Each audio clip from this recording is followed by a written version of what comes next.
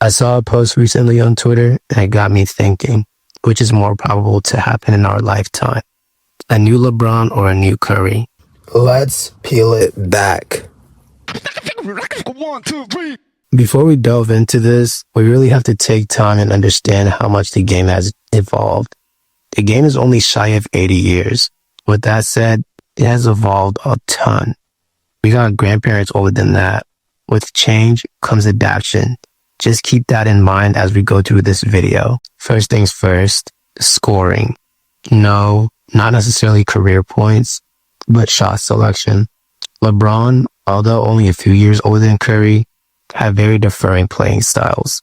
Curry as a whole, even when compared to guards he might have been inspired by, his game style is vastly differing. I say all that to say that because LeBron takes on from the older heads, rightfully so, that's who he grew up watching. He plays and relies more on IQ, high intensity play, athleticism, strength, and all other nitty-gritty tooth and nail stuff.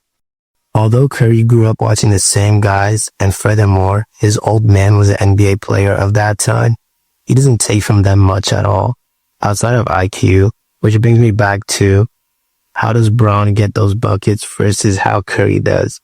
If we take LeBron's career field goal made, a lot of them are from inside the perimeter. Middies, dunks, layups. Once again, the old school play style he grew up watching. And now, if we look at Curry, he isn't that great inside the perimeter.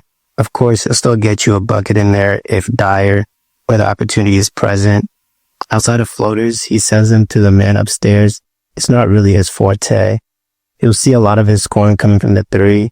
The important difference here isn't the fact Curry's giving you 3 points and LeBron is giving you 2. The importance is in the shot difficulty. Threes are generally harder. It's only harder making them at the volume at which Curry's doing them. I know what you're probably thinking. No one thought Ray Allen's 3-point record was going to be beat, and 10 years later, Curry beat it. And before that, Reggie only held his for 13 years. To put it into perspective, let's take James Harden. Harden has more scoring titles than Curry does, and even had a period of time where he was averaging 40. However, still nearly 1,000 less 3-point mades than Steph. Or take his splash brother Clay, who is 1,300 less than Curry. So not only does this show the difficulty in it, but also shows the person has to be a first option who is a high volume shooter, but also makes them at a high rate. I don't have to work out the math portion for you, but it's a lot easier to make 2s than it is 3s. Of course, no one will beat LeBron's scoring record, although theoretically it isn't that hard to beat, or harder than the 3-point record mathematically. Being healthy and consistent for that long is its own feat, moreover on that health aspect. Which brings us to our second point, archetype. I'd say this one's pretty even, but realistically, LeBron's archetype is more rare. Curry's is very common at that. We've been seeing players not only get taller, but bigger as the years go by. There have been a fair amount of LeBron archetypes who pan out in the league than there has been Curry, which is really why I say this is pretty even. It's not like before when only defensive related roles were getting taller, but even the one has gotten taller, with stars like Luka, Halliburton, Shea, LaMelo Ball, etc.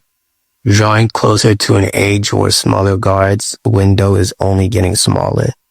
Whereas we've been seeing more commonly guys like Tatum, Paolo Banchero, Cooper Flagg, and even Ace Bailey, who are all pretty similar to LeBron's archetype, become more common. However, the odds of being 6'9" is a lot harder than being 6'3". But that said, making the league at 6'9" is arguably easier than at 6'3". The reason I give LeBron the edge is really because of health. I think there would be several players better than Bron all time if it wasn't for their health issues. Respectfully, being 6'9" and managing to stay healthy as he is no small feat. Our next point, skill. The game is ever changing and there's new techniques and skills added every waking moment for all we know. With that considered, it only gets to a certain point where what Curry's doing is no longer luck. You can hate it all you want, and it was the reason your team lost their playoff matchup. You know the worst of it. Tracking back to my first take on which generation inspires both players' game, LeBron takes from the old. However, Curry paved the path for the new. Keeping that in mind, we've seen LeBron's skill sets replicated. We've seen it before his time, and we've seen it in the last 5 years.